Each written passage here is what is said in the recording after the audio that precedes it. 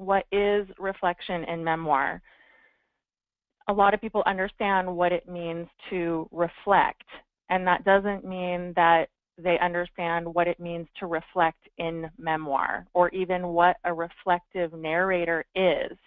It is sometimes difficult for people to understand the degree to which reflection is necessary in memoir. It can feel very forced in the beginning. It can feel awkward, like, why do I have to say that?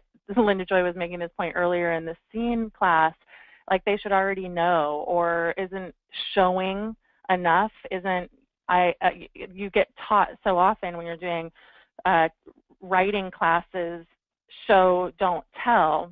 And so I think that sometimes people think the reflective narrator is telling you how they feel, and that is true.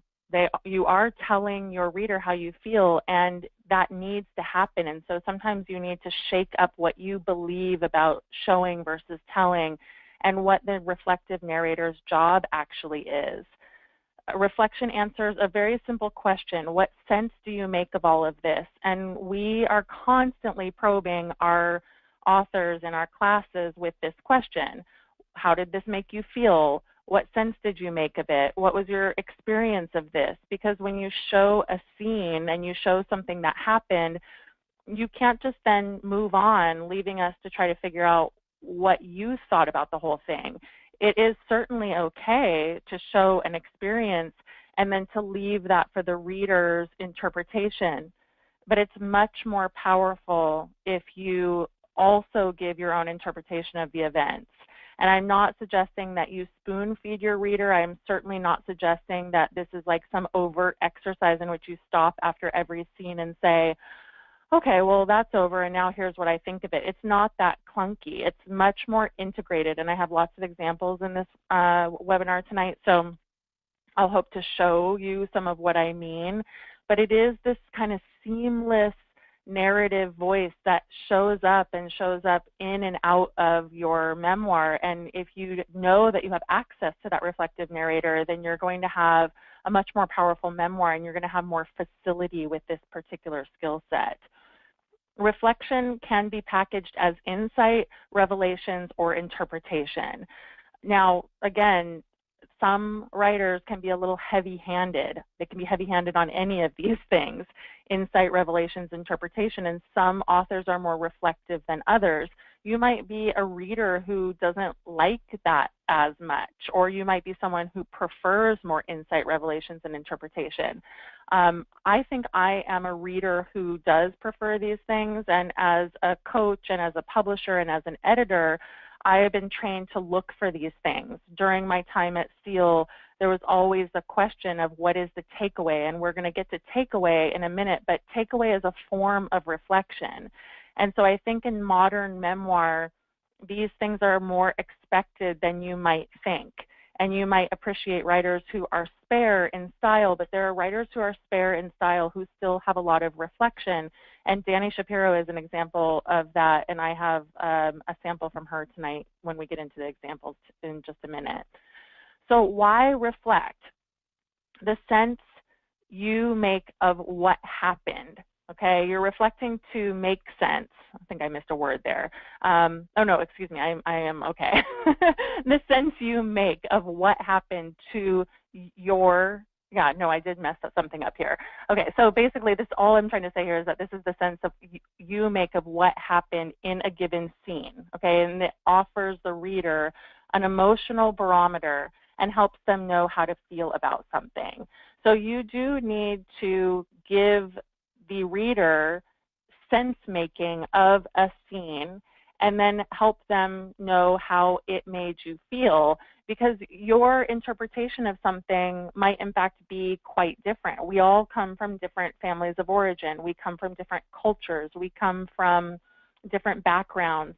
And so something that might impact us may not impact someone else. I was actually a exchange student in Spain, and I was shocked, really, truly shocked by how openly people in Spain discussed each other's bodies. And people would say to me, and I was like 17 years old at the time, that I was gordita, or like a little fat one. And I wasn't fat, you know, but it was a term of endearment.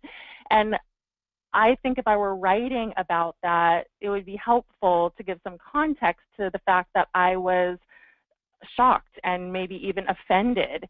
And then in time that I learned to take it as a compliment or to let it slide off of my back. So you can see how our interpretations or how things make us feel also change over time. And so that's just one small example of someone who came from a culture like that might not even be at all ruffled by someone calling them a little fat one, right? Whereas another person might be quite incensed, or especially if they came from a family where being fat had shame associated to it. So there's lots of different interpretations depending on who you are. And then this one, you all know, I hope, that memoir is not just about what happened. It's bigger than that. It's your interpretation of the truth. And this is so important. You are interpreting. You are giving the reader a roadmap to your life and your experiences. And so you need to be able to suss things out. You know, just presenting this happened is not enough. That is the most surface level kind of scene that you can write, and it's a great beginning. You know what Linda Joy was talking about earlier, it's the building blocks, great, but it is not the whole scene. The whole scene is not complete until you have some sort of reflection or takeaway integrated into it in some way. This is just a little takeaway for you, what you think matters, what you feel matters more.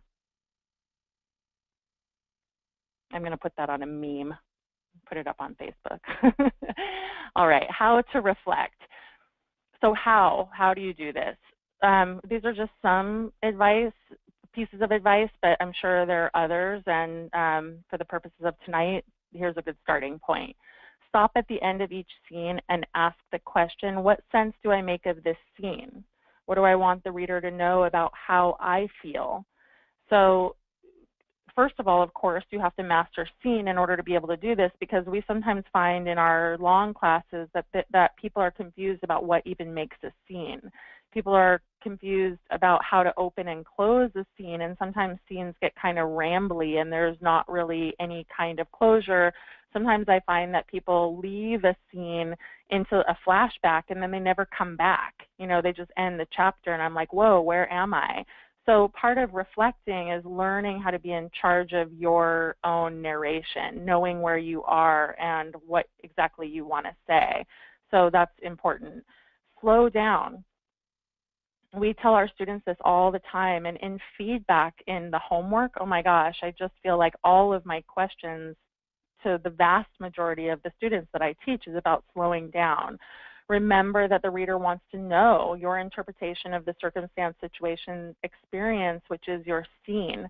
And so if you're moving too fast or you just think that that's not that important, these are places where writers trip themselves up. And I love what Julie was talking about tonight. I mean, it was very resonant for me, because I think the strong inner critics and all kinds of reasons.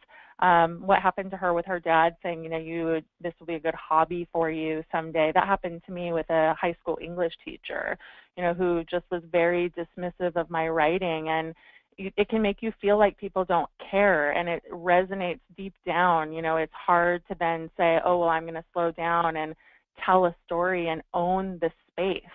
Very difficult to do that when you've been shut down around your writing or your voice or anything. So slowing down is an indulgence, but you get to take that. You know, it is for you, and your reader, in fact, wants it. So it almost is you're giving them exactly what they want, even if it feels counterintuitive or feels awkward.